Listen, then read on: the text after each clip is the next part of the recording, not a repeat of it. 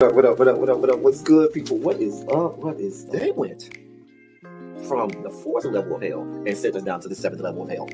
Why? Because then you got Kwanzaa pulling out her titties. The whore pulled out her titties. And these whore bags over here started feeling and fondling on her tits. What? I don't have it to do with you. Girl, you can go over there, rant and rave. Girl, you can shake all your rainbow bright hair all you want, dear one. I'm not doing this. I'm not doing this with you, dear one. I'm not doing this with you, dear one. I don't have nothing to do with you, and I'm done.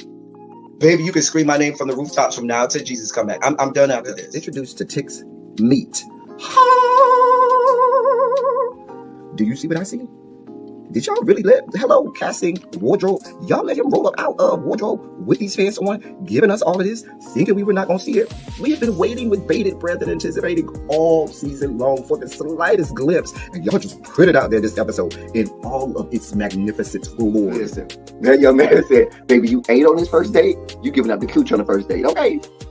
Or you gonna run me my coins. Run me my cooch or run me my coins. Run me my cooch or run me my coins. Run me my cooch or run me my coins.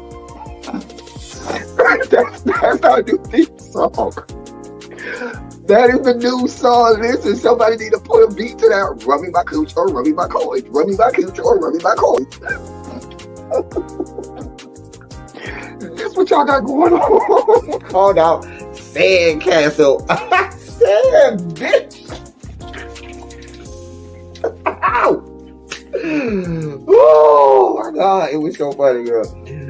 Ooh, baby, listen, let me tell you something. This shit started to turn into the precursor for some gay porn. That's what I thought it was. Because Big T is getting all, the voice starting to go deeper and get a little more wet and moist and sentimental and all this shit. And it was real gay at this point. Like, I thought the bitches was going to, I thought Lil Murder was going to turn Big T around and do him like he did Uncle Cliff and do the grease it up with City Lou and ran right in there. It's not a coincidence that Big T started off the conversation by trying to find out if Lil Murder was fucking Mercedes, which he found out he's not. It's also not a coincidence that he would start talking about prison. Why? Because the bitches was probably fucking in prison. Girl. Uncle Clifford, you better go get your man. Big T got plans for that. Well, he had it on look like something Big Bird vomited up or something like that. Like, I did not like it. That Big Bird couture he was going for, it did not work. Like the pastor of a gay mega church on Easter Sunday. Okay, it was way too much sequins. He had way too much makeup. Baby, his face looked like Yana Van Zam's neckline. Okay, just way too much makeup, clumped hair everywhere on his face. Get it together, sweetheart. Like, you're a big girl, so that gives you a whole lot of canvas. So that was a whole lot of makeup, honey. And Rico looked like he was auditioning to be one of the three kings, or he was auditioning to be the main character on Jesus Christ Superstar. Girl, Wayne, did you have on a blue thong or a blue G-string or something? If you did, I want to see Cassie. Get me up in my DMs. I do want to see if you have a blue thong or a blue, jock strap, something like that. I'd love to see it. Anyway, but I liked it with the turtleneck. Now, Troy.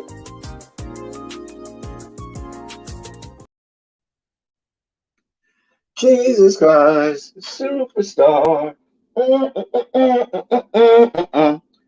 I need to clean my camera. That y'all look crazy. Hold on, y'all. Hold on. Clean this good camera so I can look real crazy. Hold on. Hold your line. Hold your line. Yeah. Yeah. So I don't have to look crazy right here. And clean this off so I don't be looking crazy. Jesus Christ, superstar.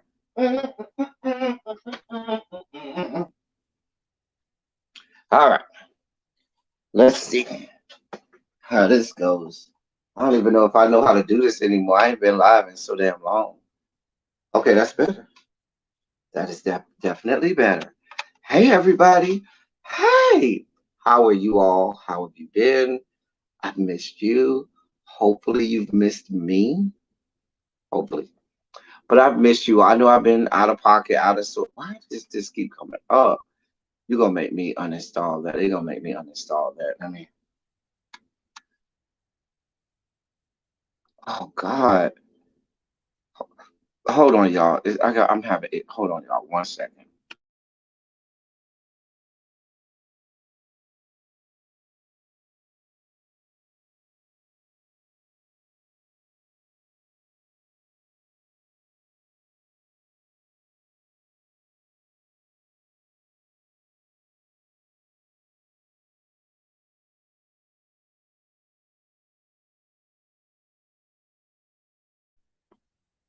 All right, that should be better. Okay.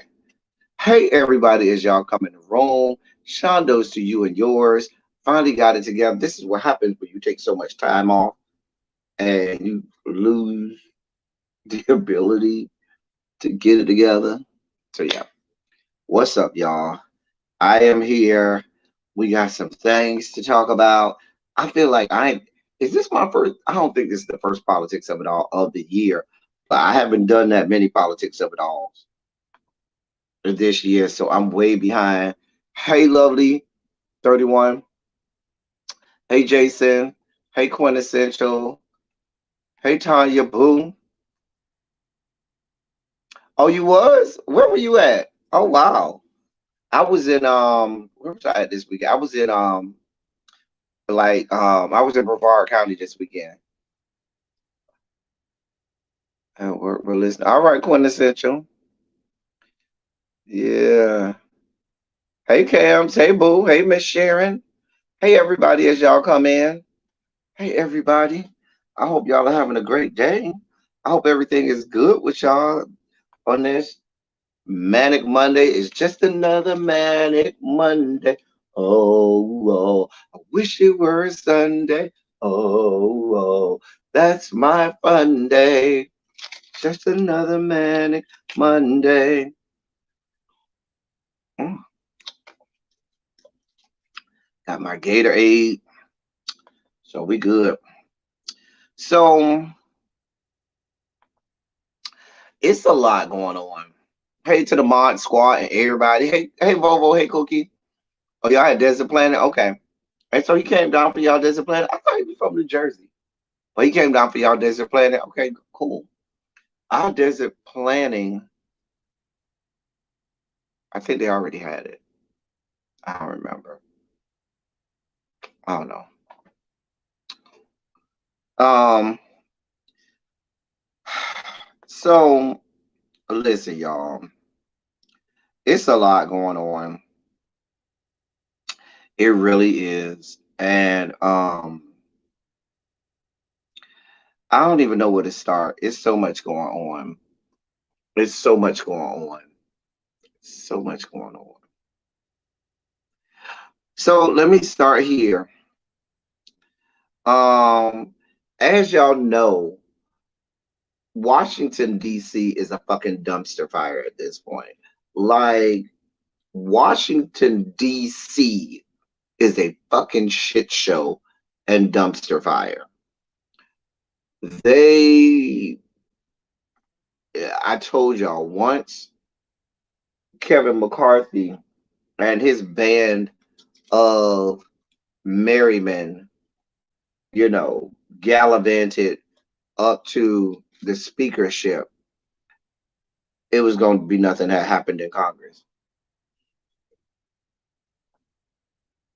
A lot of posturing, a lot of screaming about, bloviating about, blathering about, with nothing substantive that's going to come out of it. We will have nothing substantive come out of Congress. Please believe that. Okay. But yeah, nothing. Speaking of Arizona, Jason, you see your boy has announced that he's running um for that Arizona Senate seat. Um for that Arizona Senate seat. Because y'all's girl has announced that she's no longer Democrat. And so what's the guy named Ruben Gallego. He's gonna run for that Democratic seat. And Kirsten Sinema, she knew she was gonna get primary, so that's why she decided that she was gonna go independent. She's a mess.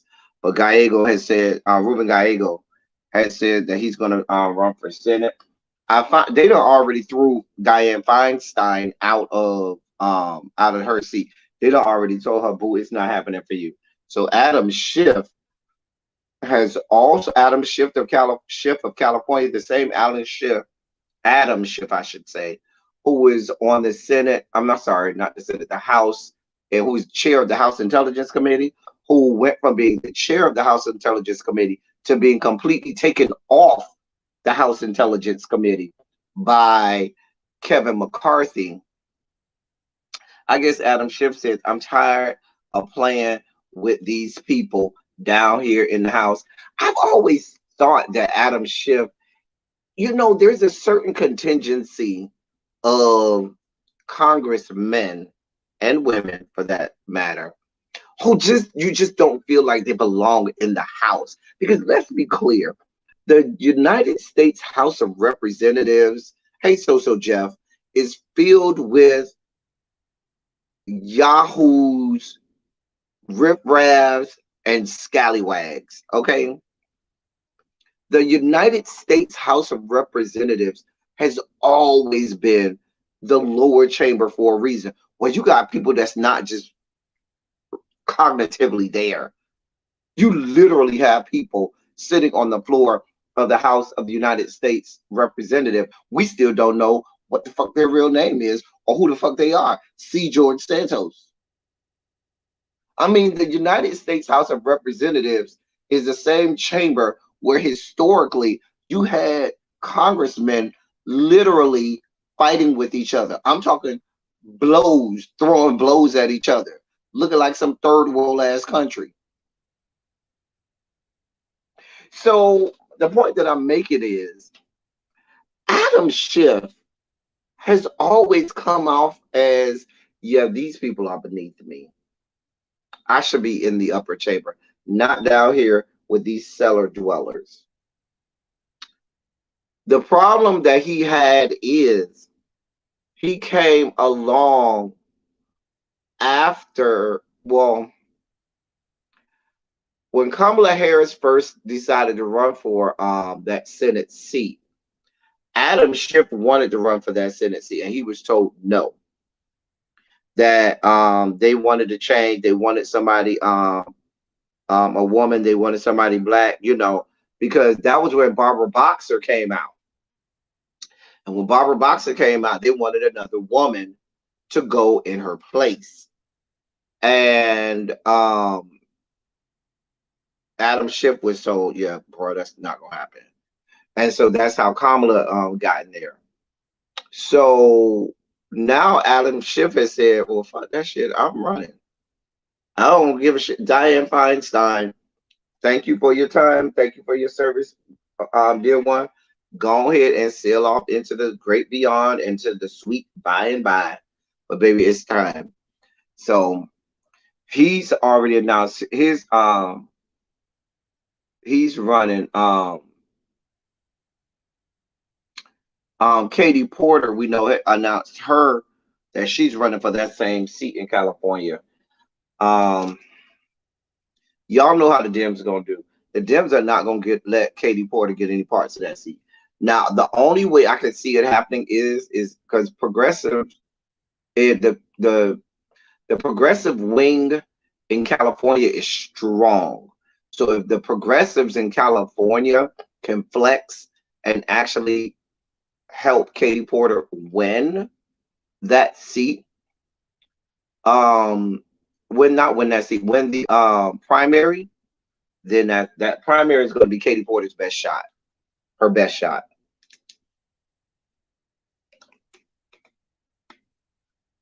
And that's only if the progressives stand up and do what they're supposed to do. So, but we'll see. Anyway, so the first news, let's go to the Senate, right? Let's go to the Senate, okay? So this fucktard is trying to hold on to the last shred of relevance that he has. He's pulling the last card that he can pull. Who am I talking about? I'm talking about y'all's boy, Joe Manchin, Democratic senator, alleged Democratic senator out of the great state of West Virginia.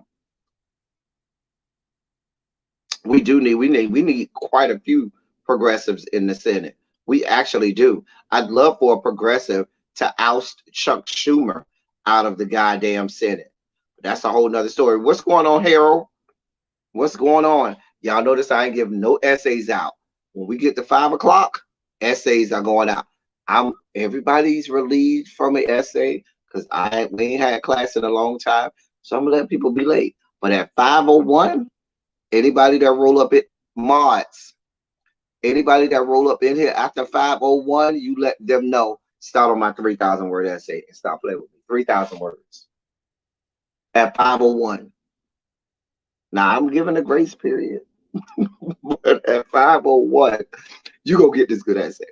But yeah, the trash bag that is Joe Manchin is trying to hold on to that last shred of relevancy. And let me tell you how.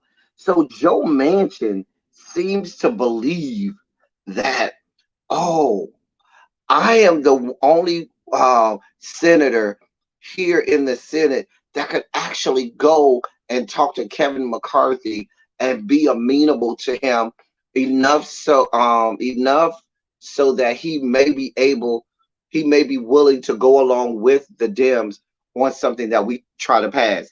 Let me read this. He calls himself, sees himself as a, quote, this is coming from the Hill, a shuttle diplomat from the Democrats to Kevin McCarthy. Just a mess. It says Senator Joe Manchin is seeking to carve out a new role for himself now that he's no longer the power broker he was in last year's 50-50 Senate. That's the key to it right there. You don't even need to read no more. Because remember, when we were 50-50, him and Kirsten Sinema and their level bred of fuck shit and fuckery, they used to sit there and act like they held all of the power. And they would be like, oh, well, I'm not going to vote for it. And so if I don't vote for it, then guess it can't go through. Now we don't need you, you rat ass bastards. Right. Thank you, Cams. We are not negotiating with you terrorists because you and Kirsten Sinema are terrorists. Kirsten Sinema already knows she's on the way out. So, Mama, your time is up. Your time is up, sweetheart. So he's trying to hold on to this last shred of relevance.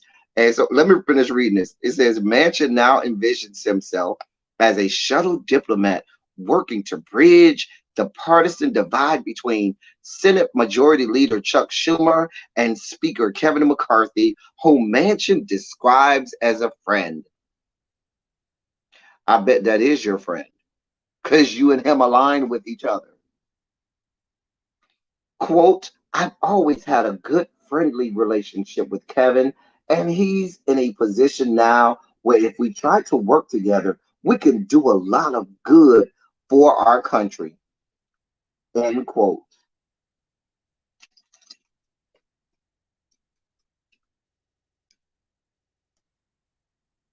I'm waiting to hear this alleged good that Kevin McCarthy has in store for this country. I'm waiting with bated breath for this alleged good that Kevin McCarthy has for our country. Really?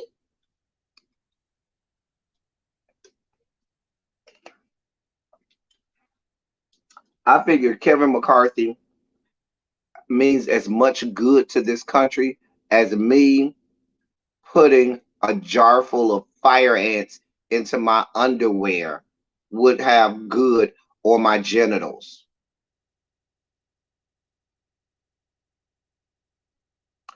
A mess. A mess.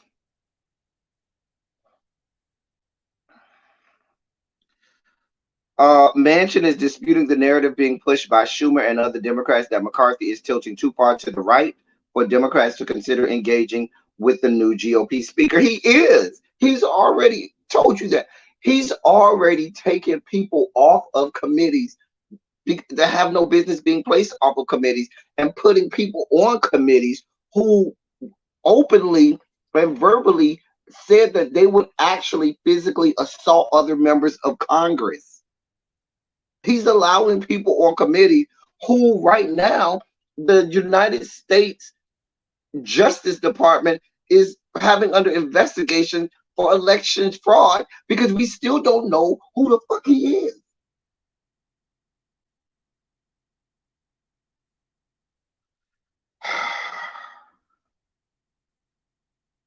I don't even need to read no more.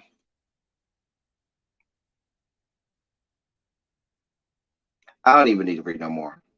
I'm gonna let me read this last part. Quote, this is Joe Manchin speaking. I'm gonna read this last part. He wants things to go. He wants things to happen. We talked about things we could reach an agreement on. He showed a great interest in trying to get things accomplished. Blah, blah, blah, blah, blah, blah, blah. You ain't gave me nothing definitive. You ain't gave me nothing substantive.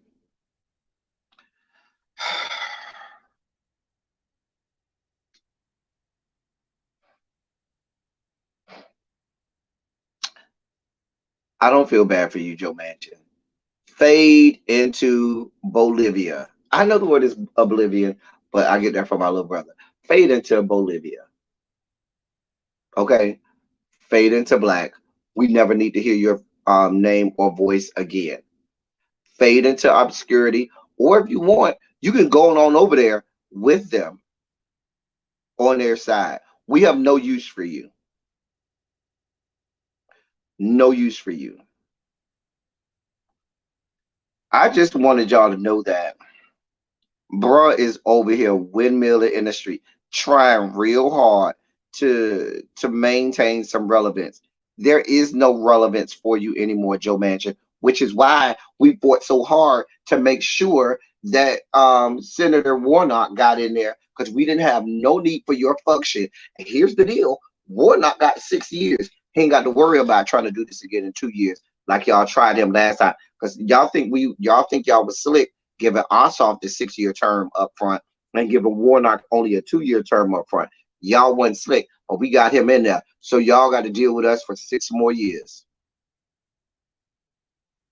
You, sir, are up for re-election in next year, sir. Next year.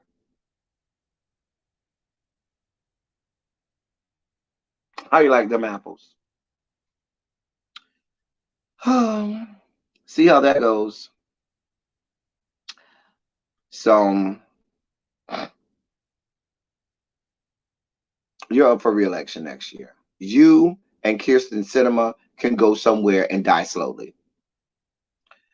Moving on. Speaking of the people over there on the right hand side, in more news of senators overestimating their importance, in more news of United States senators overestimating their level of importance, you have 24 Republican senators who are warning us. They're warning everybody. Warning, warning, warning. They're warning us that they will oppose the debt ceiling, the debt limit increase, unless there's fiscal reforms made to the budget. 24 GOP senators. Newsflash, last time, let me check my calculator. Last time I checked, your 24 votes is, if all of y'all vote no, that wouldn't stop anything from going forward. Here's the other deal. The other deal about this is these are 24 senators that align themselves with all of those fucktards over there, that Yahoo riffraff and scallywag faction of the House. They align themselves with all of those idiots over there. All of them. So let me read this real quick. Nearly half the Senate Republican Conference has signed on to a letter to President Biden warning that they will not vote for any bill to raise the nation's debt limit unless it's connected to spending cuts to address the nation's $31 trillion debt. The letter, led by Senators Mike Lee of Utah and Ted Budd of North Carolina, says it is the policy of the Republican conference that any increase in the debt ceiling must be accompanied by cuts in federal spending and meaningful structural reform in spending. Quote, we, the undersigned members of the Senate Republican Committee, write to express our outright opposition to a debt ceiling hike without real structural spending reform that reduces deficit spending and brings fiscal sanity back to Washington. End quote. I got a way for us to talk about this. If you really are serious, Republican Party, about lowering spending, and this is for Republicans and Democrats, right? Why did y'all continue with these why are we continuing with tax cuts for the wealthiest 1% of America? One, there was a bill on the floor that would have done away with all of those tax loopholes that these people are able to, reap the benefits of, which is why your former president went several years without paying taxes at all. But there was legislation on the floor that never got an affirmative vote that would have added trillions of dollars, well, billions of dollars, and over the course of years up to $1 trillion to help with the deficit. Here's another strange way that you can help with the $31 trillion debt. How about cutting spending on defense contracts? How about cutting the spending that we have on defense? Because the thing that we spend the most of our money on, contrary to popular belief, is defense contracts, and all of that shit. That is the part that they don't want no parts of cutting. And when and if y'all decide that y'all want to be serious about really cutting deficit, that's the first place where y'all need to trim the fat. But nobody on either side, left, right, or in the middle, wants any parts of talking about that. No parts of talking about that. Now you're talking about cutting trillions. Matter of fact, not only do you all not talk about cutting it, every time it comes up for a bill, y'all give more money. The Biden administration literally said to y'all, we don't need y'all to add no more money to the defense budget, but some kind of way y'all justified giving billions of dollars more to the defense budget. But you want us to deem you as genuine when you say that you're serious about cutting spending. Y'all are a damn mess. I mean, literally, it literally was. It literally was, Cam. Like, we really literally take billions of dollars every year and basically burn it by giving it to defense contractors. Burn it.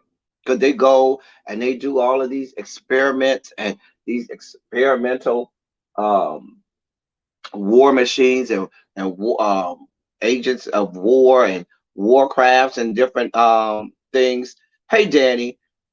And a lot of times, nothing comes of it. A mess. A mess. Oh, Danny. It's after 5:01. Danny, you got to get this 3,000 word essay. Danny, go ahead and start on my 3,000 word essay. You are late. It is 5:01. What's up, Danny? Danny, the Mod Squad. Danny said, listen, I'm in the Mod Squad. I'm exempt from all that. She got on her Mod Squad sash like what? Say something. So, or here's another way for me to think that y'all are real serious on cutting spending. Why don't y'all cut y'all salaries and bonuses y'all get down there to Congress? Why don't you do that? Why don't you shave some of that off? If y'all serious about cutting spending, cut down on some of the salaries. I mean, because clearly y'all can do it because the bulk of what y'all rake in comes from private entities that are lining your pockets to do their bidding. So y'all really could come up off of all of that money that y'all taking from y'all salaries. Just saying. Oh, did they forget to? And see, here's the deal. People don't realize that these people continue getting those salaries for the rest of their lives. But who am I?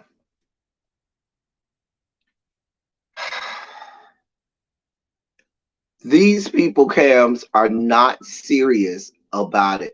They blather about, bloviate about, and talk all of this noise about wanting to trim the fat, cut spending. And then when we start to have real conversations about how to do that, they don't want to really want to talk about that.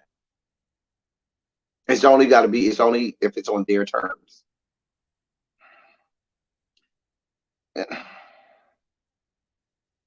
The letter was not signed by Mitch McConnell. Mitch McConnell and John Cornyn and them. Who's the guy who's minority whip? Thune. What's Thune's first name? John Thune. John Thune and John Cornyn. They don't want no parts of it because so the three big dogs in the Republican side of the Senate ain't signed no parts of it. But you got some other people over that side of it. Y'all know the Trick Scott. Remember Trick Scott was running again. I call him Trick Scott, but former governor and current senator Trick Scott of Florida. He was one of the main ones that signed off on it. Just a mess. Just a damn mess. But I don't think. Listen, Kevin McCarthy is going to flex. The debt ceiling is Kevin McCarthy's way to flex. That's the only. He has aligned himself with these people. He has to do their bidding. They have his balls in their hands, and they're going to squeeze his balls and get him to do their bidding as much as they want. Because they already put a bill, they already changed the rules, which said that one member of Congress can challenge the speakership. And now they got to go through that whole thing of revoting for a speaker. So anything that he does that even remotely pisses somebody off, like Gossard or a Bobert or a Getz or a Taylor Green or any one of those fucktards and yahoos over there, they could wake up tomorrow and say, well, I don't like the color of his tie today, so I'm going to stand up and offer a motion that we revote on the speakership.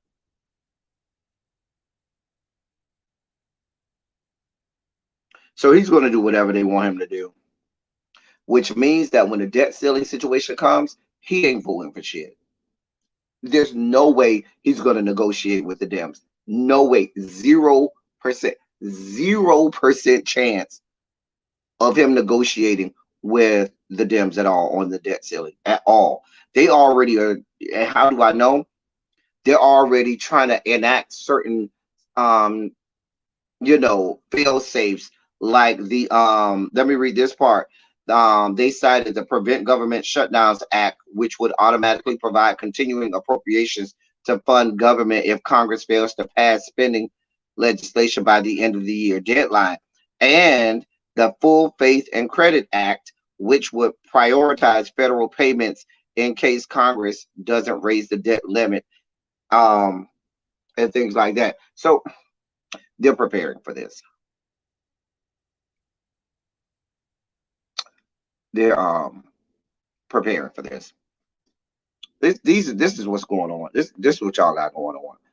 There's no way Kevin McCarthy is going to want any part. He wants to flex. He has to prove to those yahoos, riffraffs, and scallywags over there on the House floor that he's going to cater to their needs. So yeah. let me stay in the Senate while I'm here. Let me stay in the Senate. Yeah, we're going to stay in the Senate right now. In other news coming out of the Senate, in the wake of the Tyree Nichols situation and the continued genocide, and we're going to, we're going to spend some time on that. And give me a few minutes. We definitely going to spend some time on that. Don't worry, we'll break that down. But in other news involving that, y'all's boy, not mine, y'all's girl. What girl will we be talking about out of the United States Senate? Our favorite girl, our favorite lady. What lady, you ask? The only lady in the United States Senate. Oh yes, y'all's girl, Lady G. Lindsey Graham of the great state of South Carolina.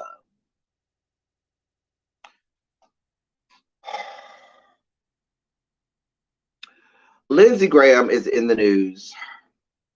So he's floating a possible compromise on what was one of the key holdups in the negotiations surrounding the reform legislation after the death of George Floyd in 2020. So the George Floyd police reform bill stalled. You had Senators Cory Booker and Senator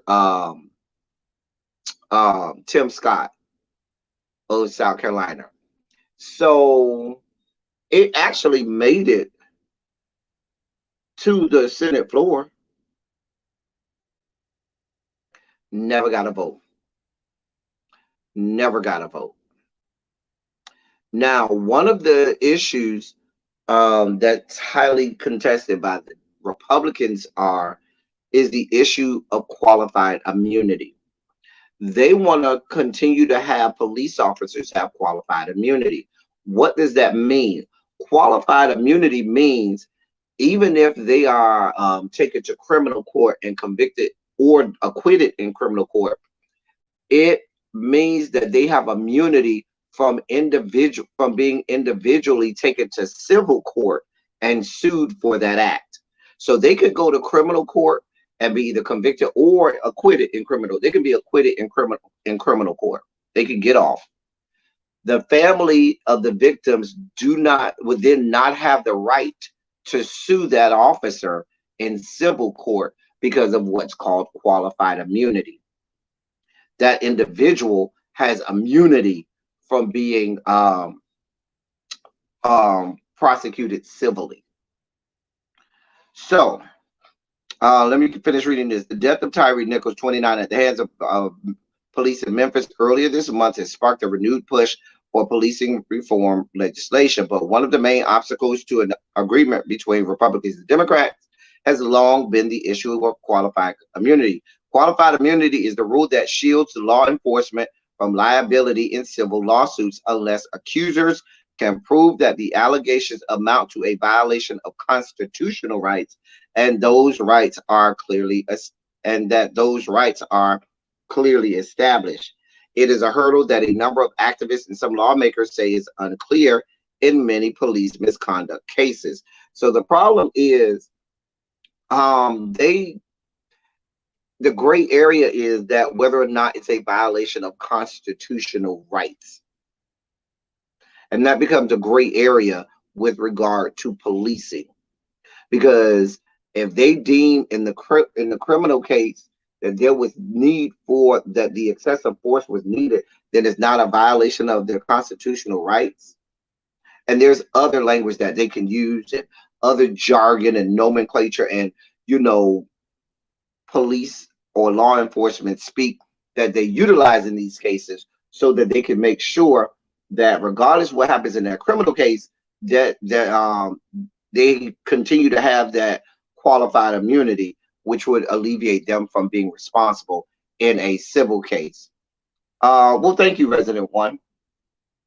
So that's the thing. Now, here's what Lindsey Graham tweeted out. He said that while he doesn't believe individual officers should have civil lawsuits filed against them, he does believe that police departments should face liability for the actions of their officers.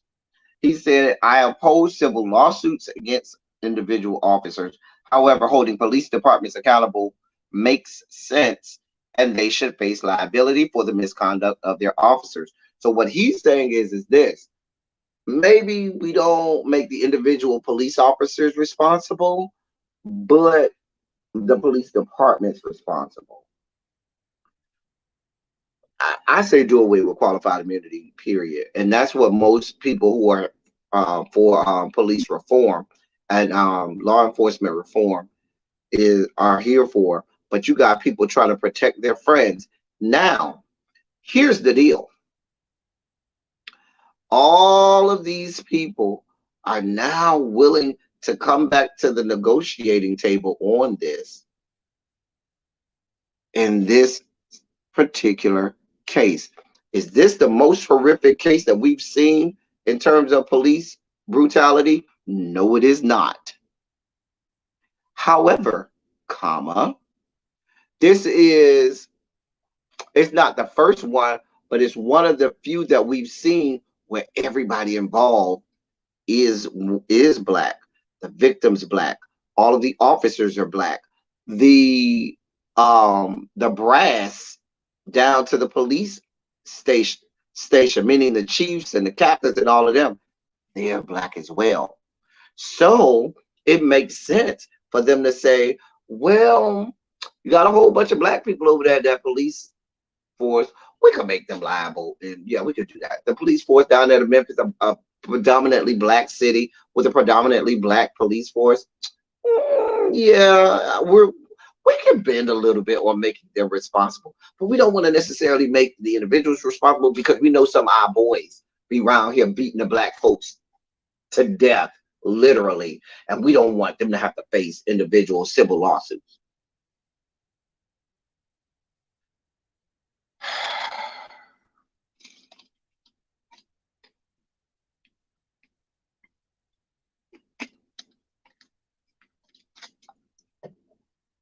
Let me be clear.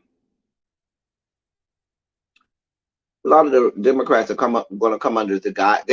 They fall under this umbrella that, oh, I'm a Democrat, so you must.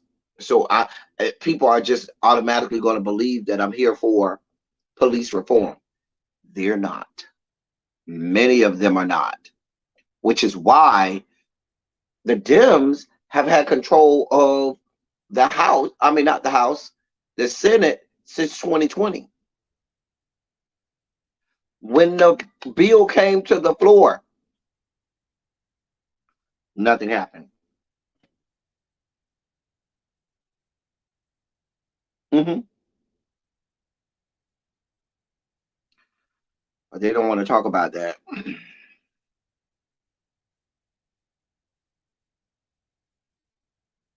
They don't want to talk about it. They don't. Now, if we're going to continue, I want no parts of what Lady G is talking about. Lady G, sit your ass over there. Continue to snort your lines of coke off of whatever male escort's penis you're sniffing it off of this week, and leave us the fuck alone, because we know you're not serious about any of this. Lady G, you can go leave us the fuck alone and stop playing around. But I think that with the Tyree Nichols situation, multiple things can be true at one time. We can have a lot of things true at one time. I mean, people like to look at these situations, and in my classroom, what I would tell students is you're surface fishing, meaning you dip your hook just around the surface, and you're catching the little fish around the surface of the water. You need a longer line and a bigger hook to dive underneath, because it's so layered and it's so deep. The subject material is so deep, If you dangling your hook around the surface, you're missing the real big fish that's all the way at the bottom. And so when people attack issues like the Tyree Nichols situation, it's always surface level. So I have people who are going to talk about, oh, there's absolutely a problem with policing and so forth in America. That is at the surface level. But then people don't want to go further into, well, that may be true. Well, how about the fact that for decades now, for every single police case that we've ever seen that comes up, what immediately happens after that? Do police get fired within a day, 2 days, a week, a couple months? No, because they have this union called the FOP. And what does the FOP say? The FOP, like every union, says what? You can't just fire this person without due process and without having them go through the full investigations. Police have whole internal affairs units whose job it is to take time and investigate. And while we in the public get mad about why these people ain't fired yet, they killed this person, they need to be fired. Every time a situation comes up, what happens? We have to follow the process. We have to do due process. That's why the union is there. That's why you pay your dues to the union, so that in situations like this, no matter how bad, no matter how heinous the crime is, the purpose of the union is, hey, before you know, drop the hammer, we got to make sure that you follow all of the process. Now, because I'm trying to show you a lot of things can be true at one time, not just one thing. We can walk down the street and chew gum and have a conversation at the same time. Now,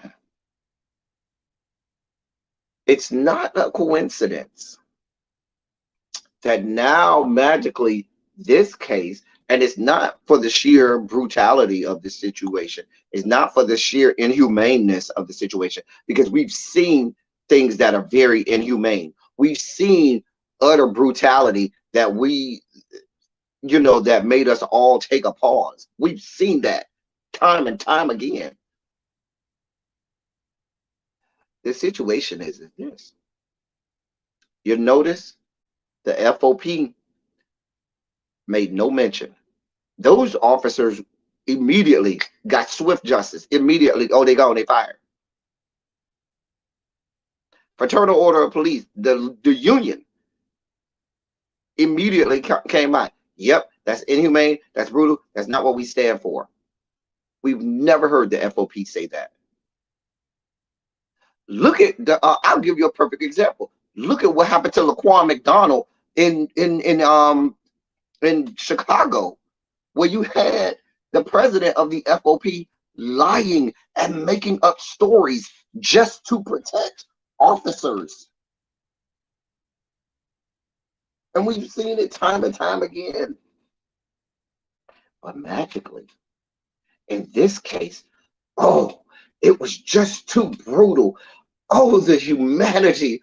Oh my God, I've never seen something so vicious in my life. Really. Now, I'm not trying to diminish what these people did, because please be clear, what these people did was completely inhumane. However, we've seen the inhumanity of policing for decades now. This is not the first time we've seen police do things that are utterly inhumane. And I'm not talking about seeing it just on television on the news broadcast because somebody filmed it. Those of us who are black, and we're black in here, and who've lived in certain areas, we've seen this stuff with our eyes. We've seen this stuff with our eyes. We've seen some of the most brutal things happen at the hands of police in our own neighborhoods, and these things never got filmed on cell phone video. These things never made it to the light of day in the local news on the news broadcast, but we watched it. So my point is this. Here's my point. These things, the whole police being fired immediately, should have been a process. That should have been a policy a long time ago. The whole, everybody in the world sees these people as some of the worst people walking the face of the earth, should have happened long time ago. But it's convenient that because all of these people involved are black, oh, it's easy to throw the target on them. That makes it easy. That makes it easy for them to be the example and for them to now become, because these men are now going to be the poster child, the poster, the case for all white America saying, oh no, we're serious about policing. Oh no, now is the time to fix policing. And I'm going to tell you what that's going to translate to. We're going to fix policing for this case because it involves, because almost everybody involved is black. But then when we get to the next case, oh no, it's time to rethink these things. Oh no, we have to make sure due process happens.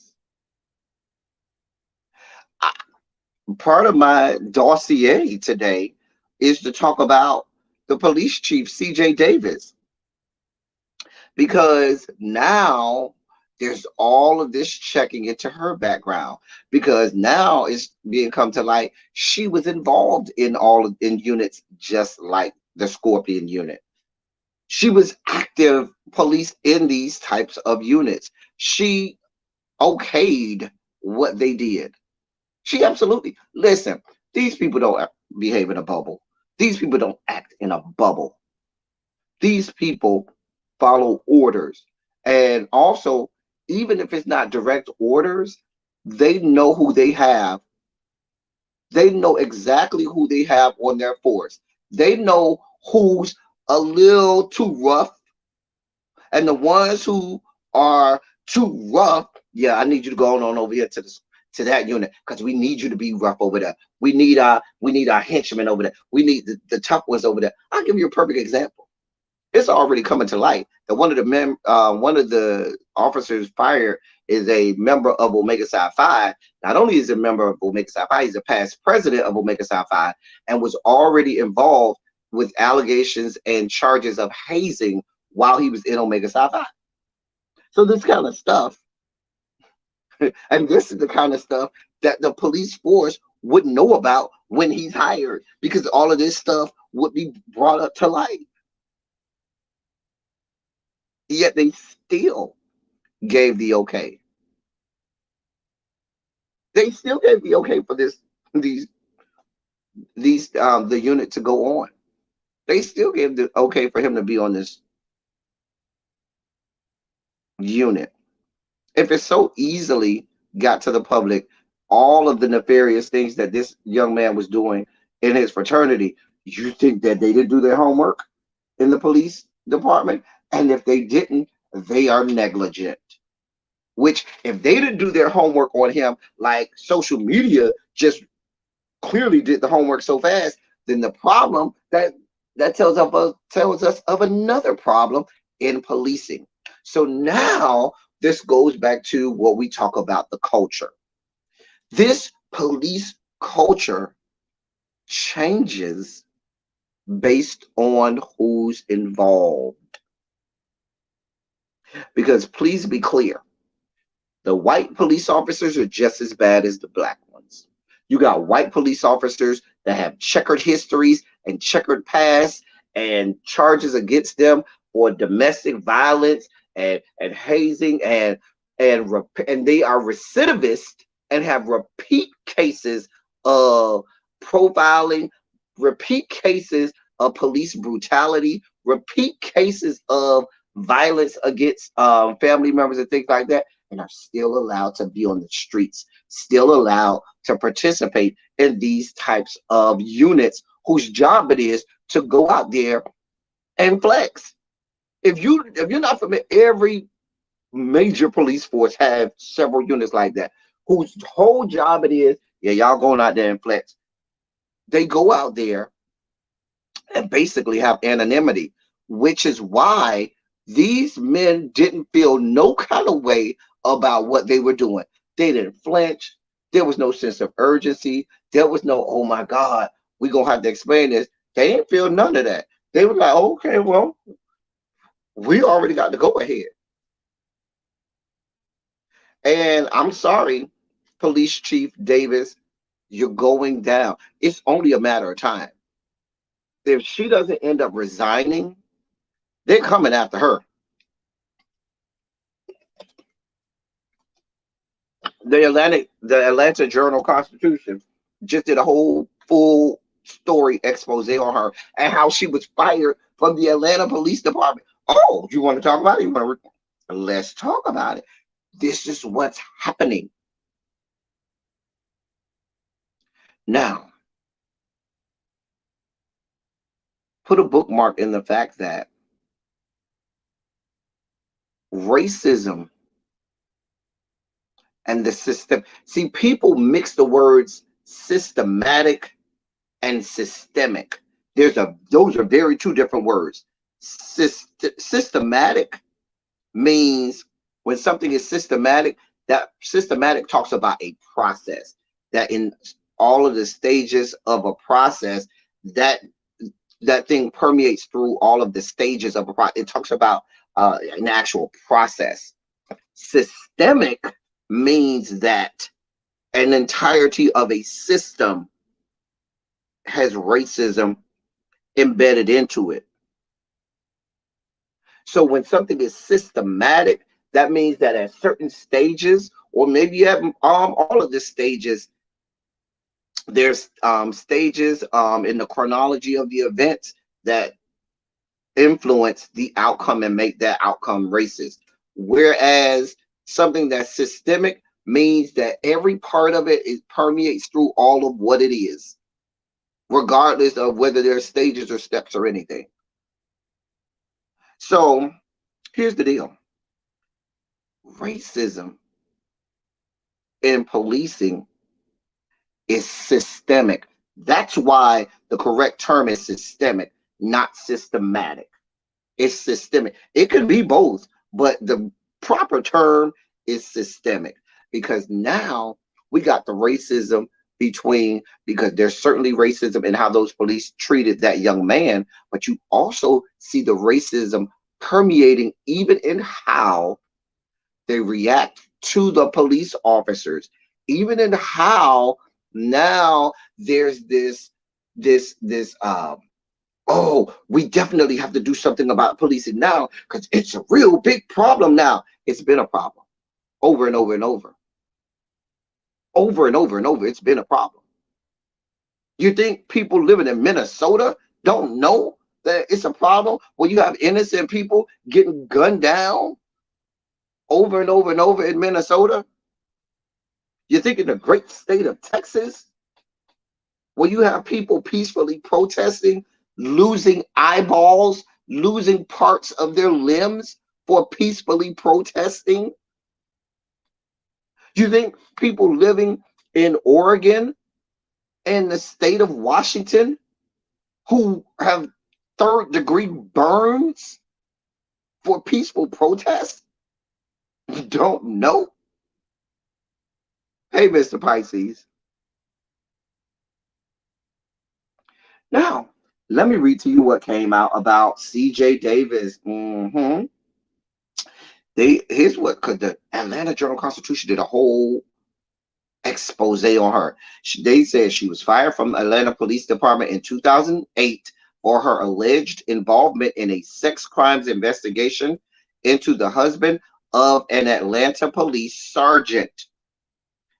Two detectives accused her of telling them not to investigate Terrell Marion Crane, who was married to Sergeant Tanya Crane, after the police department obtained photos of him with underage girls.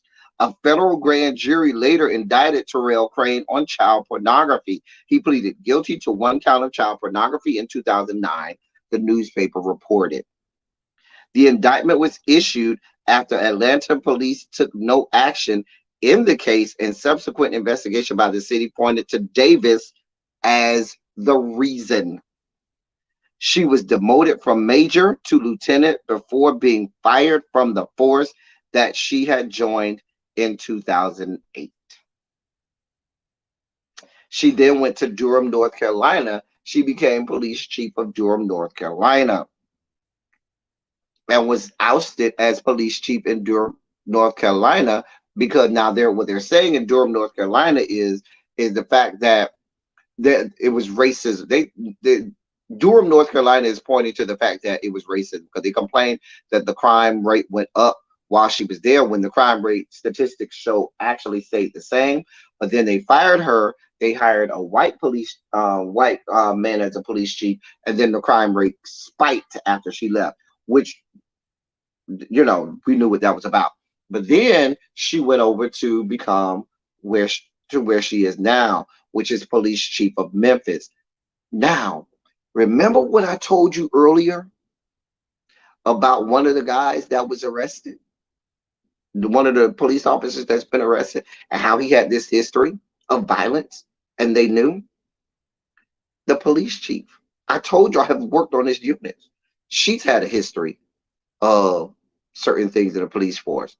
They knew, but each time you've gotten a raise. You done went and became chief of police with all of that going on, protecting child pornographers and everything, being fired because you tried to thwart an investigation in a case of child pornography.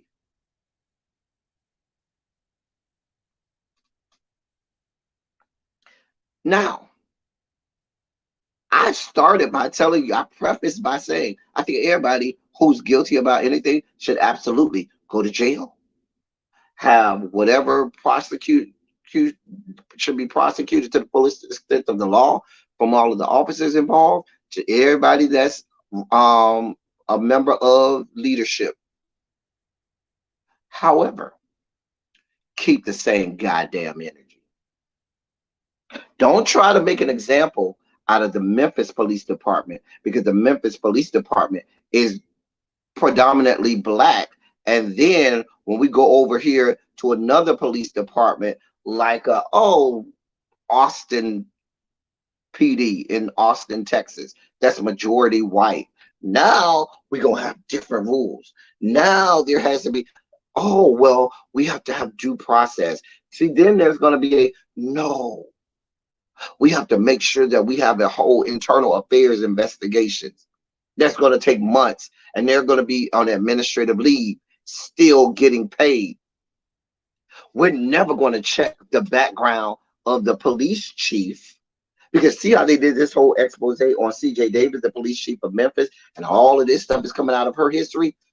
We most times don't even know the name of the police chief when it involves people descending from the Caucasus Mountains. We don't even know the goddamn police chief's name. We certainly don't get whole exposés in the newspaper going through their whole history and all of the nefarious things that they did up and down their checkered history in their career in law enforcement. But we got it with CJ Davis. My thing about it is, don't set a precedent and then decide when the next case comes and it's white officers and there's a white police department, you ain't got none of that smoke.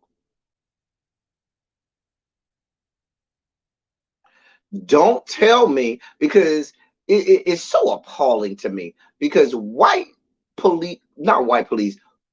journalists across America, I done seen some of these people damn near in tears, and they're so upset. I can't believe I've never seen something so heinous in my life.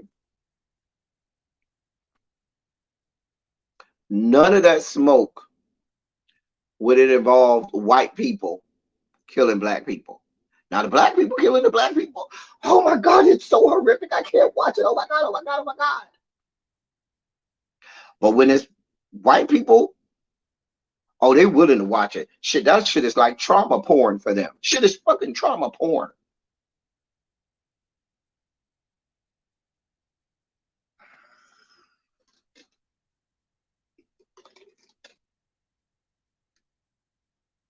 I'm just saying. This is why I say multiple things can be true at one time. We can have several things true at one time. And I think until people are willing to really understand that rather than you saying systematic, it's systemic. This shit is systemic, not systematic, systemic.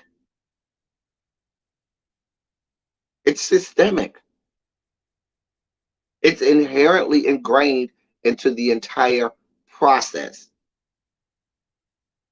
Because now they threw away the whole due process, the entirety of the system of how these things are investigated and looked at in this case.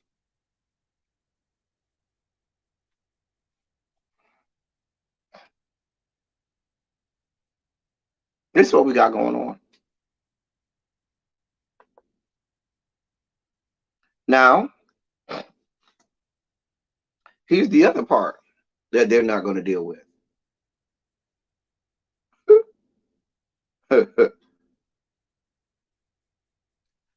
Police officers behave badly all the time.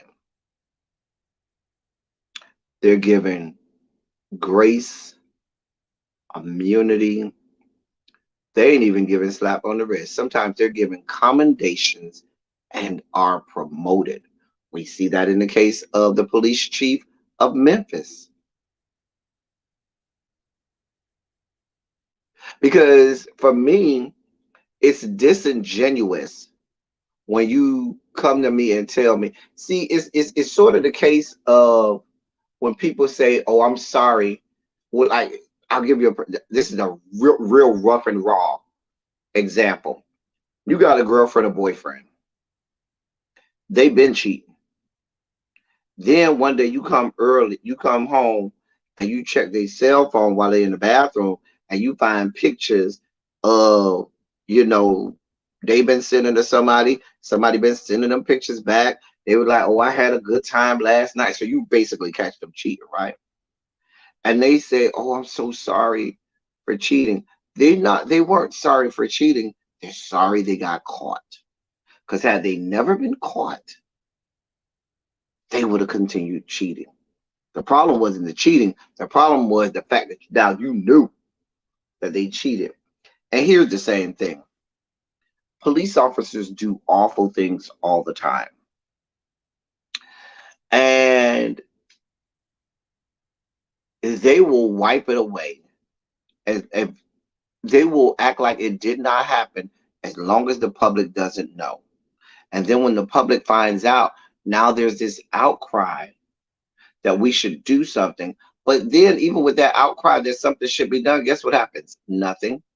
It's just like shooting your load off. Okay, now that we cried, we protested, now we can go back and wait for the next person to die.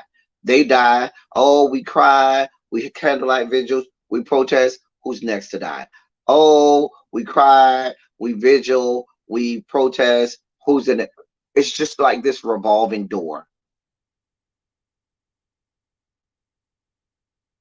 It's this revolving door. I told y'all years ago, this is an entire genocide on the black race. Now, please be clear. Those young men that were former members of the police department in Memphis they're about to get the books thrown at them. Baby, they're about to see you talk whatever the maximum they can get on the years, or they're going to get the maximum. They're going to get the complete maximum. They're going to get everything. They are going to become the example. Why? because they're black. I'm gonna just call it like it is. Oh, we got some black police officers that did wrong, and all of them black, and all of them did it to their own people. Oh yeah, we're gonna throw the whole book at them and let that be our example as to how we're serious about policing and police reform. But then when the next white police officer does it, then ain't none of that smoke. Now we're back to, oh, investigations, administrative leave, pending an investigation from the Internal Affairs Department.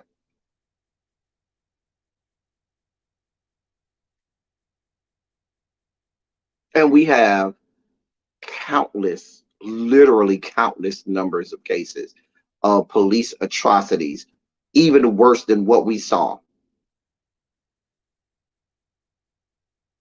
Even worse. And people have been acquitted.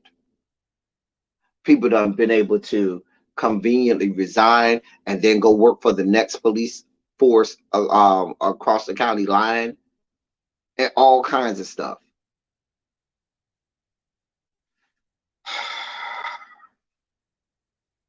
A mess. But y'all can go look it up.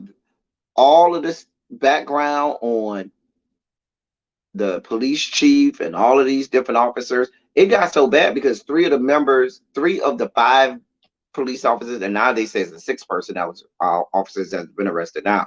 But I know three of them were members of Omega Psi Phi fraternity, and it got so bad for Omega Psi Phi fraternity, they had to release a statement because people were saying, "Why y'all not speaking against it?" Because people noticed on one of the guys' wrists he had on the Omega Psi Phi wristband, and then people that went to school with him and people who knew him and people in the fraternity started to come out and say, "Oh, remember he had already been brought up on charges of hazing and violence and battery and stuff from hazing." So it became a snowstorm. They had to come out and make a statement about it. Like this, all of this stuff is coming out. All of this stuff. People are now. I was reading something and I ain't bring it to y'all because I didn't see no. I couldn't validate it. But there are stories coming out from Atlanta about C.J. Davis, about something that she did that caused the death of some woman that was like 90 something years old. Like it was a bunch of stuff that started to come out, and some of it I couldn't substantiate, so I didn't want to bring it to you without some substantiation to it. But what I'm saying is, conveniently, people can quickly do all of their homework on these officers, but some of these other officers that have did some awful things all across America, we don't even know their names no more. They ain't nothing in the dossier about them. I'm just saying, I want y'all to keep the same energy. The same energy.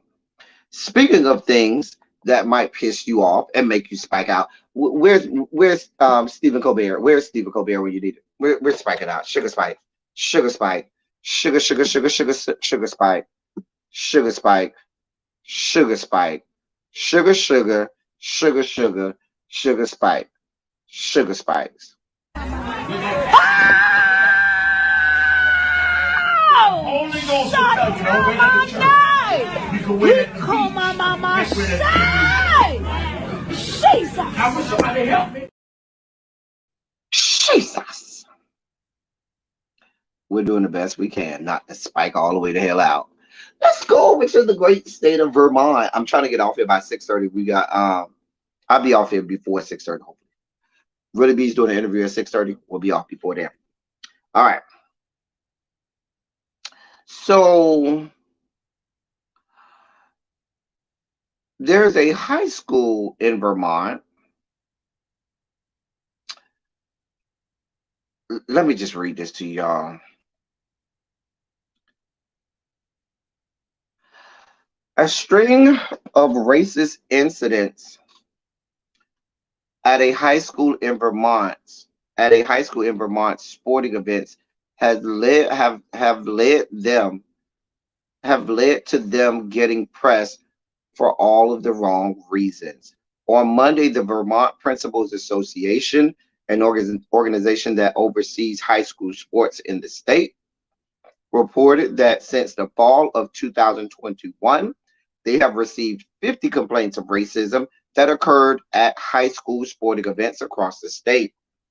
Earlier this week, BFA Fairfax, a high school in Fairfax, Vermont, decided to ban fans from all of its basketball games. According to WCAX, after a win against another local team, fans rushed to the court to celebrate the win. But during the commotion, one of the fans allegedly used a racial slur towards multiple students from the rival high school. This has led to BFA Fairfax banning all fans from future basketball games. That includes parents, friends, girlfriends, homies, cousins, uncles, sisters, or grandparents. Nobody is allowed. The school won't even consider allowing fans back in the gym until they uncover the student involved in the racist incident. While this may seem extreme to some, especially to friends and family who just want to see their child play basketball, ultimately, some are saying it's the right decision. Too often, schools just deal with racist incidents by giving a generic response, such as, "quote, we're investigating the students involved, and they will deal with the consequences," end quote. The school decided to ban everyone from attending to get rid of the problem entirely for now. So, um, this wasn't it wasn't a one and done isolated incident. There was not only across the state many situations that had arisen, but at that particular school, there have been black students at that school have been complaining for many years of the racial tension there, things that have been said to them and done to them from students, things that have been said and done to them by faculty and staff, and it had gotten to the point where things were being documented on social media now, and the school, not only that school but many schools were coming under scrutiny for it, because now in the information age, you can't just do all of your racism and hide like nobody can see it. Now we have receipts for all of your racism. So the school, it seems extreme, but sometimes you got to take extreme measures um to get your point across. Y'all want to act like that? Okay. Nobody comes. I'm here for it. I'm here for it. Speaking of schools and people doing the wrong thing in schools, this probably should be a not politics overall, a teacher project 2.0, but I saw it today. I decided to do it today. North Dakota has a bill working its way through their legislature that would jail librarians for not removing certain books.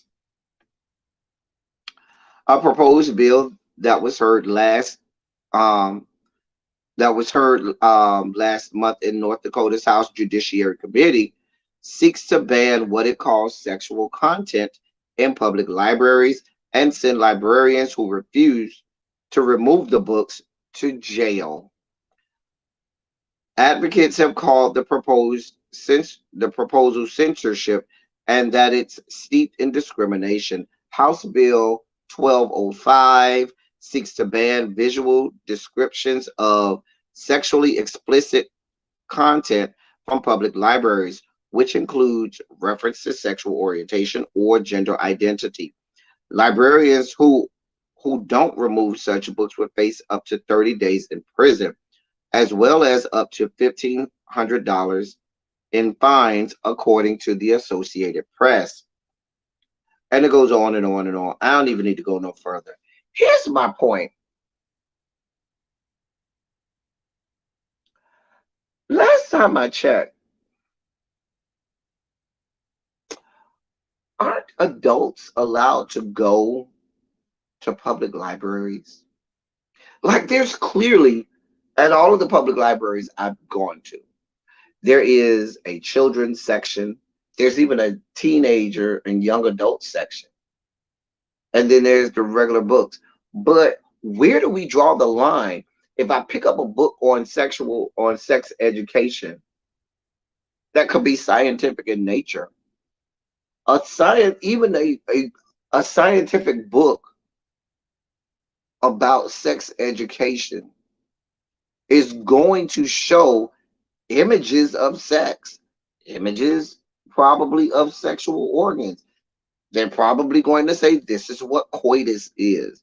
They're probably going to describe what it means in terms of sexual orientation. Because if I'm writing a book on sex, I'm probably going to talk about how people have sex, different sexual orientations.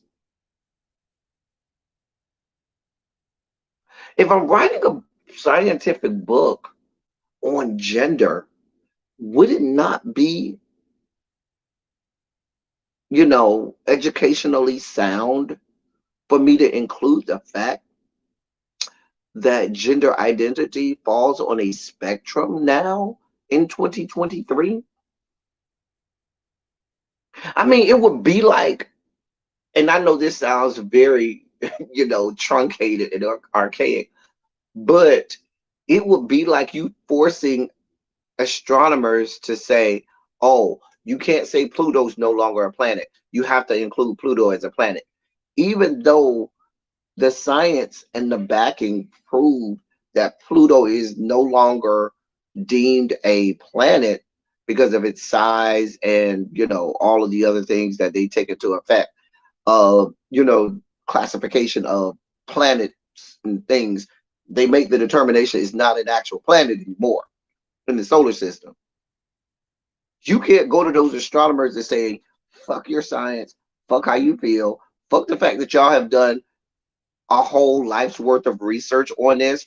We still want to call it a planet, so you better call it a planet. That's the same thing they're doing when you literally have scientists out here doing the work of science, not over here going based off of their beliefs and how they feel, going basic strictly off of science and saying, hey, we understand in 2023 more than we did in 1923 about sex. In the same way, we know more about our planets in 2023 than we did in 1923. And that's why we can say Pluto is no longer a planet. And the same way we can now say gender is not just binary anymore, it's a whole spectrum. That's why they can say, hey, newsflash, sex doesn't just mean a heterosexual man, a cis-het man, and cis-het woman having missionary position coitus only. Because I feel like that's what y'all want this reduced to. Cis-het man, cis-het woman having missionary position coitus only. Nothing else. Baby, you better not lick nothing else. You better not rub nothing else. You better not even look at nothing else. You better not even know what these other parts of the body even look like or feel like. Like, these are the people who are reducing sex to only procreation. So, this is what y'all got going on. But here's the other part. Remember I told y'all how multiple things can be true? Oftentimes, what these people neglect to tell people is in these same bills, because they come at these bills about these books as it being a anti-LGBTQ. And there's a lot of people that are here for anti-LGBTQ in many communities. However, they neglect to tell you that included in that bill is also removing books about marginalized people, books referencing Black people, books referencing the Latinx or Hispanic community, books referencing even the Asian community. Because, hey, Asians, America wants no parts of the reminding you of the concentration camps that they had in this country that housed Asian people during World War II. They want no parts of reminding you of that. They're removing those things from history as well. See, they're not going to include that. So they put that big umbrella out. Oh, we're just targeting the gays. And forgot to mention that in that same bill, it's targeting books about all marginalized groups, all minorities. A mess, a complete and utter mess, which is why I say if you are part of a minority and or marginalized group, you cannot afford to sit back and rest on your laurels when you see another marginalized group has awful things happen to them, because newsflash, if they're doing it to them, they coming for you next. Somebody need to tell the Hispanic community and the Asian community that, because they seem to think that this stuff is not going to affect them. They ain't get the memo. A mess. In our last story today, this affects everybody here, all of us working people. So, y'all people, those yahoos, riffraffs, and scallywags that I talked about, yeah, those people. So they are now pushing, they raised the full Medicare Social Security retirement to 67 from 62. Remember, it was 62. They've already effectively raised that the full Medicare retirement age to 67. Now they're putting out there that they're about to raise it to 70. Why? Because they don't want to pay. Mind you, let me tell you some of the shit that they're saying. You got Republicans like Representative Rick Allen of the great state of Georgia, who's a proponent of raising the Medicare Social Security retirement age, claiming that, quote, people actually want to work longer, end quote. Where? Who the fuck want to be working till they 70? Who wants to have to work till 70 years old?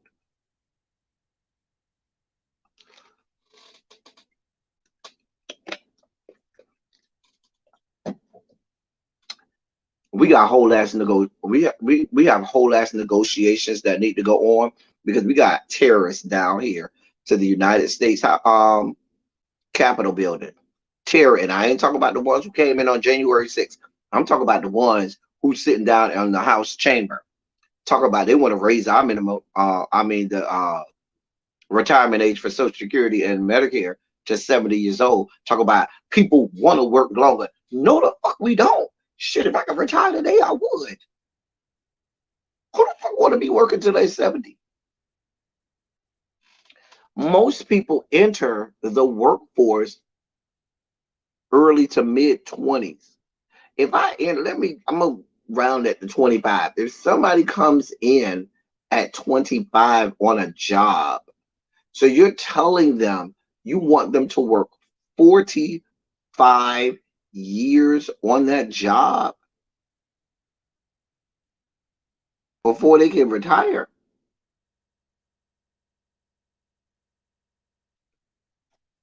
Y'all done lost y'all goddamn minds. But that's what y'all people down there to MAGA country.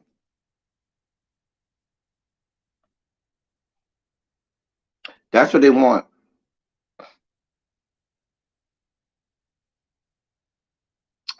Let me read this part that will make you feel good, okay? Let me read this part. Quote, for nearly 9 decades, Social Security has kept generations of seniors and Americans with disabilities out of poverty and allowed seniors to live out their golden years with dignity. This is according to Liz Zelnick, who's the director of the Economic Security and Corporate Power Program at Accountable US. For nearly 60 years, Medicare has provided millions of seniors with access to life improving health benefits no matter their income or condition. MAGA extremists want to break the promise of guaranteed benefits that has been kept for generations, benefits earned through years of hard work, rather than ask for any contribution from their biggest and wealthiest donors, especially greedy corporations. Now, listen to this part. Due to soaring income inequality, a rising share of rich people's earnings has not been subject to social security payroll taxes. Let me read that again. See, this is the bullshit that I be talking about. When they be talking about they serious about certain things, they serious about all of these things, they're only serious if it falls into what their purview is or how they want it to go. Let me read this again. Due to soaring income inequality, a rising share of rich people's earnings has not been subject to Social Security payroll taxes, which didn't apply to any wage income above $147,000 in 2022.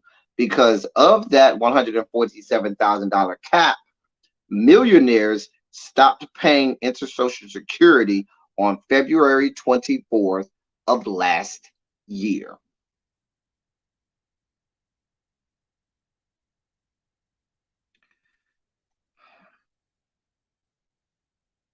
Let me say that again.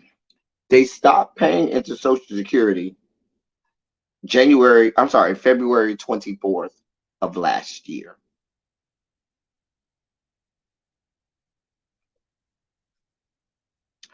A mess. A mess. See, that's what I was talking about earlier when I was saying that these people aren't serious about cutting the United States debt, because they're still refusing to put any taxes on people who make millions of dollars, billions of dollars. Roll back the FICA cap. We're good because y'all not about to cut my business with the. Listen, they trying to cut all. They're cutting the taxes and benefits of the people putting into it. So you telling me I put all my money? That'd be like me putting my money in my bank into my savings account, and all these years I done saved all of this money, and then the bank ceremoniously said, "Yeah, me coming to pick up my money. Nah, bro, you can't have that. That's ours now." What you mean it's yours? That's my money. Oh nah, bro. Oh, you think you earned that? Nah, once you put it in the bank, it's ours now. We can do what we want with it. Quiet as it's kept. That's what banks do anyway. You put your money in the bank, they take your money and they, start investing it and stuff like that. It ain't in the bank no more. I'm just telling you. And then if you go to the bank, I think the limit is 10,000. If you go to the bank and try to take more than $10,000 out of your bank account, especially if it's cash, they're gonna be like, nah, bro, can't help you. Then you'll get flagged by, I think it's the IRS or one of those institutions that's gonna flag you and say FEC and stuff like that. Like, wait, why are you taking all this money out? What are you doing with your money? It's my motherfucking money. If I want to take that bitch and burn it, I can.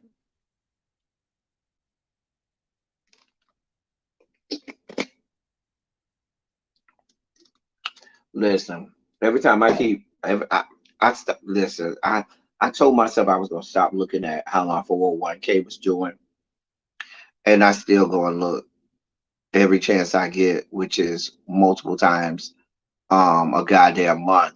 And I be mad because I'm like, every time I think I'm doing good, some shit happens and the shit goes crashing down to the ground again. And I'll be like, oh,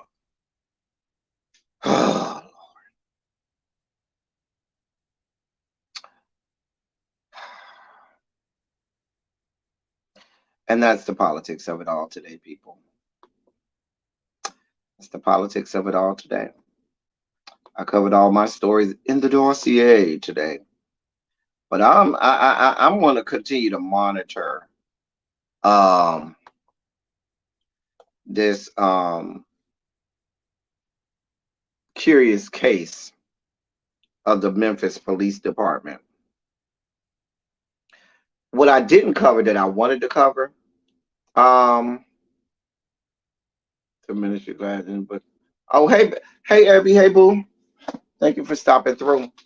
Do y'all see what the fuck they got going on over there in Israel? Bibi Netanyahu and his band of merry thugs over there, they are out of order. They are completely out of control. Benjamin Netanyahu is over there, guns a blazing. He does not care about the Palestinians. He don't care what they got going on.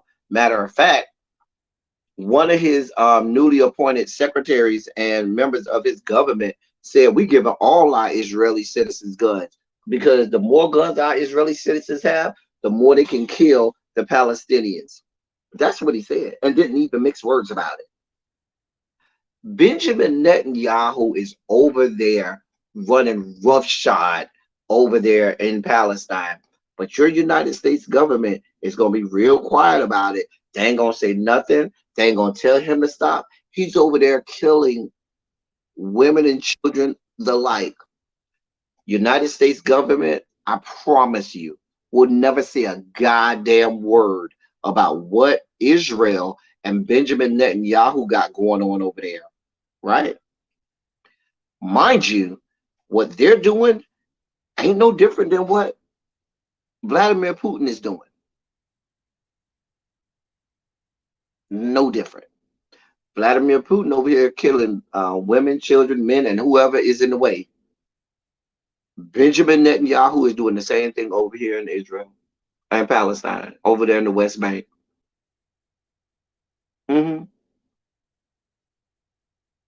Same thing. But you ain't gonna hear no politician have any smoke for Bibi Netanyahu. It's a whole goddamn mess. It's a whole goddamn mess. It is a mess. It is a mess over there.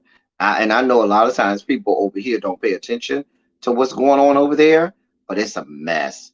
Abby, my homework tonight is to watch. If you're still in the bush, my homework is to watch The Last of Us. I missed it last night. I'm gonna watch it tonight. I'll watch The Last of Us tonight. That's my homework tonight. However, don't tell me nothing. Don't tell me nothing. I ain't seen it yet, so I'm gonna watch it tonight.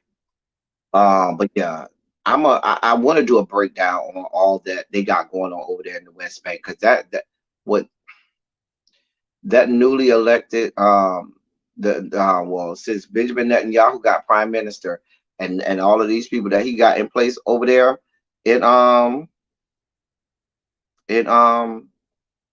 the new government over there in Israel, it's a mess. It is a complete and he is just as bad as Cheeto Man was.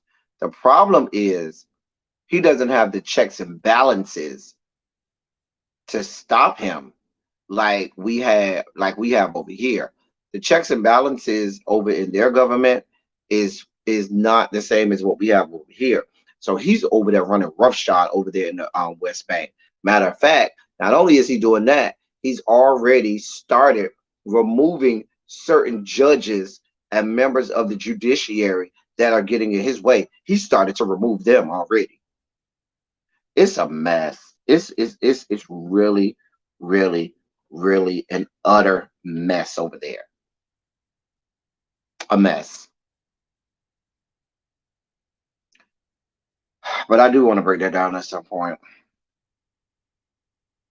That's all I got for y'all today. Listen, Really B is about to go live in about 15 minutes. So that we about to get out of here. So we give y'all a chance to go use the bathroom, go, freshen up your drink, get yourself together, and be ready. Really B has an interview tonight with Oliver Twixt.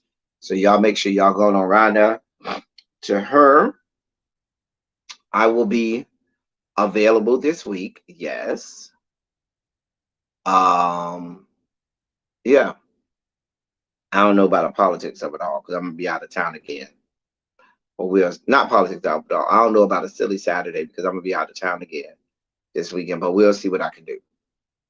But yes, I will be available this week, so we'll go live a couple times this week.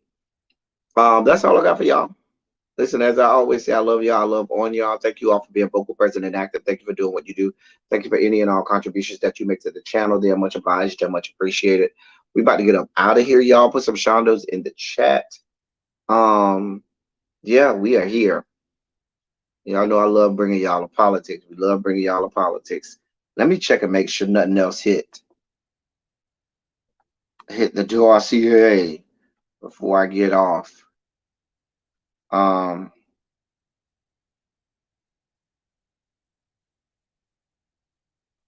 don't see nothing right now. Okay, so we good. I think we good.